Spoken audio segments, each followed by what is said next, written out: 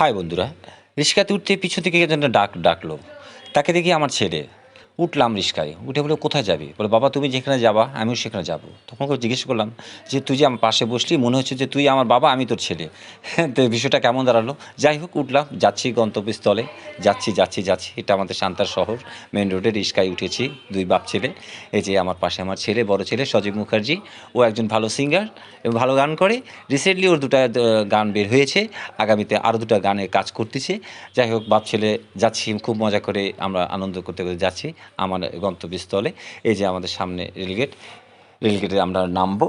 নেমে হয়তো আমার ছেলে তার যা জায়গাতে যাবে, আমি আমার দোকানে যাব। এই যাচ্ছি, রিক্সাতে যাচ্ছি। আর মাঝে মাঝে কিছুটা ওকে একটু বলতেছি কথা। এই যে এটা আমাদের কালী মন্দির। আস্তে আমরা রিক্সাতে গল্প করতেছি। গল্প করাটা খুব কমই হচ্ছে, কারণ ও খুব আনইজি ফিল করতেছে। বাবার পাশে বসলাম, কে বাবা আমাকে কিছু ধমক দেয়নি কি? যাই হোক কিছুই বলিনি ওকে, আমার মতো আমি ভিডিও করছি।